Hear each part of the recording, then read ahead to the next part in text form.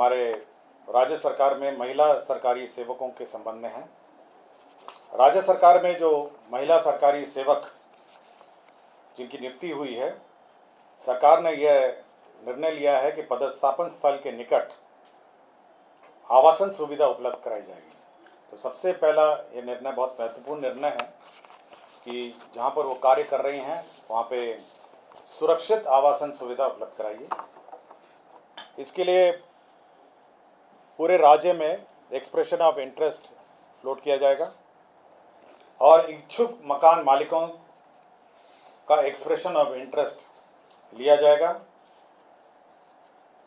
साथ ही साथ जो अनुमंडल पदाधिकारी हैं उनके द्वारा जो किराया निर्धारण की व्यवस्था है उसके अंतर्गत सरकारी किराया निर्धारण की व्यवस्था है उसके अंतर्गत होगा।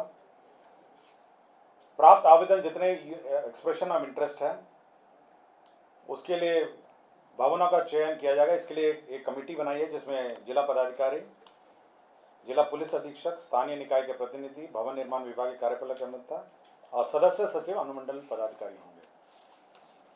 ये सभी लोग सभी जो भवन है उसको चेक करेंगे, सुरक्षा की दृष्टि से ठीक है या नहीं है, बिजली, जल, शौचालय सब चेक करेंगे और उसके बाद जो हमारे महिला कर्मी हैं, महिला ऑफिसर्स हैं, उनको ये आवंटित किया जाएगा यदि वो इच्छुक हैं। इसके लिए जो निजी मकान मालिक हैं उनके साथ एक लीज एग्रीमेंट किया जाएगा और लीज एग्रीमेंट के बाद यह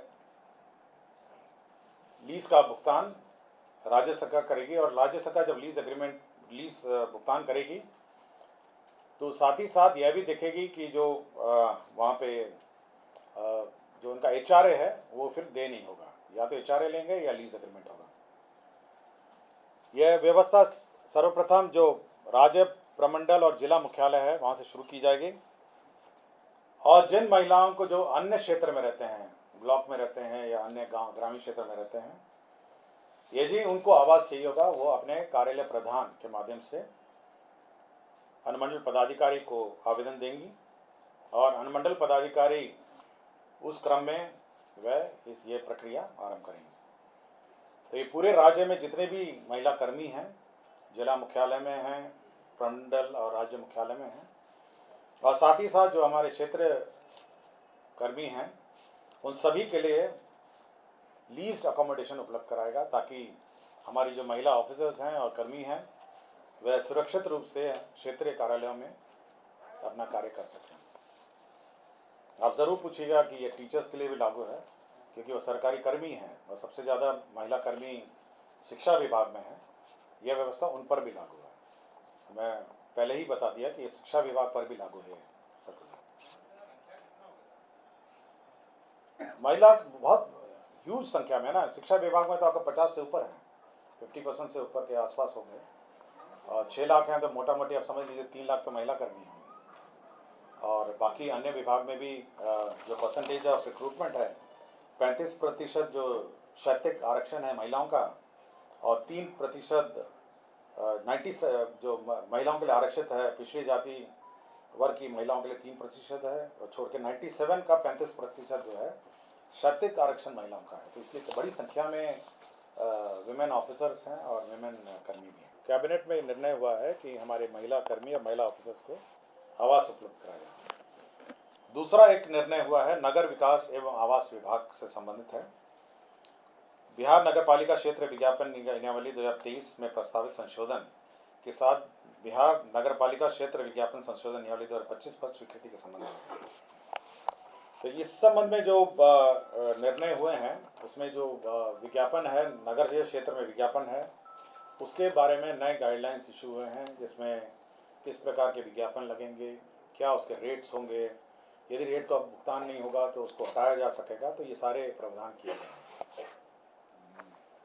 तीसरा है योजना विकास विभाग का। इसमें जन्म एवं मृत्यु रजिस्ट्रेशन अधिनियम 1969 में संशोधन है और इस नियमावली में जो जन्म और मृत्यु का रजिस्ट्रेशन की प्रक्रिया है और टाइम पीरियड्स हैं उसमें संशोधन किया गया है।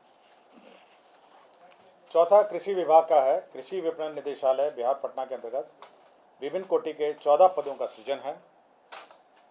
साथ ही साथ आपके स्वास्थ्य विभाग में लोक नायक जयप्रकाश नारायण अस्पताल राजवंशी नगर में 267 पदों के अतिरिक्त स्पोर्ट्स इंजरी इकाई के स्थापना संचालन में 36 नए पदों का सृजन है।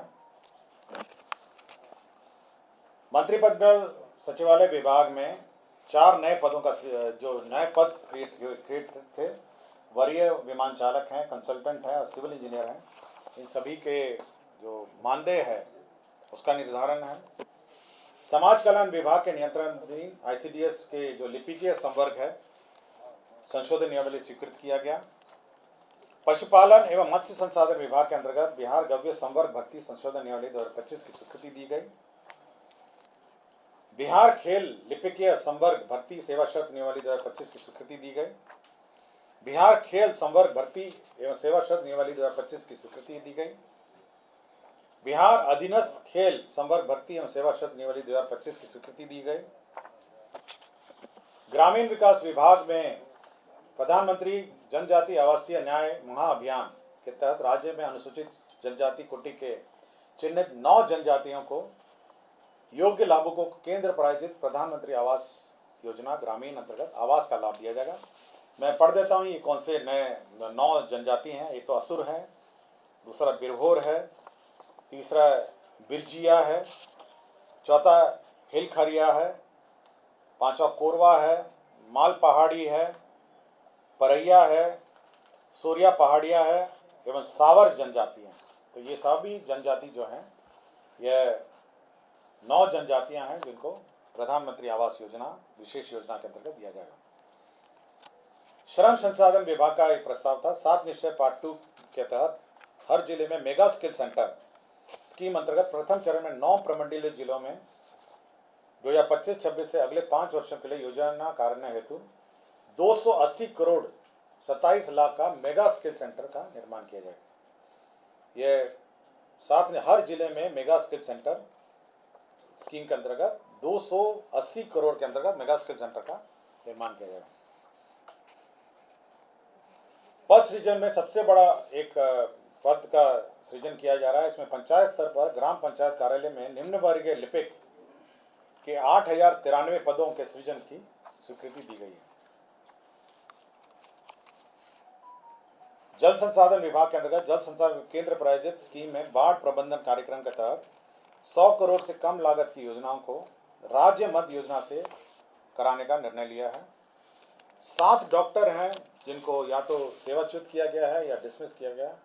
मैं सबका एक साथ पढ़ देता हूँ। डॉक्टर आशीष कुमार है, सामान्य चिकित्सा पदाधिकारी सदर अस्पताल खगड़िया, ये सेवाच्युत किए गए हैं।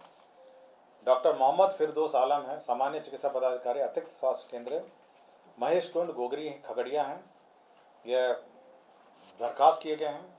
डॉक्टर जागृति सोनम सामान्य चिकित्सा पदाधिकारी खगड़िया हैं, ये सरकारी सेवा से बर्खास्त किए गए हैं। डॉक्टर अनामिका कुमारी सामान्य चिकित्सा पदाधिकारी सदर अस्पताल लखीसराय हैं, ये बर्खास्त किए गए हैं। डॉक्टर अनुपम कुमारी विशेष चिकित्सा पदाधिकारी स्त्री योग है, रेफरल अस्पताल बढ़ैया लखीसराय, ये बर्खास्त किए गए हैं। डॉक्टर अनुपम कुमार चिकित्सा पदाधिकारी दंत सामुदायिक स्वास्थ्य केंद्र बरौनी बेगूसराय, ये सरकारी सेवा से बर्खास्त किए गए हैं। डॉक्टर अभिनव कुमार सामान्य चिकित्सा पदाधिकारी अतिरिक्त प्राथमिक स्वास्थ्य केंद्र नवा हलसी लखीसराय, ये सरकारी सेवा से बर्खास्त किए गए हैं। तो कुल 22 एजेंडों पर आज निर्णय हुआ है, 22 एजेंडों पर आज निर्णय हुआ है।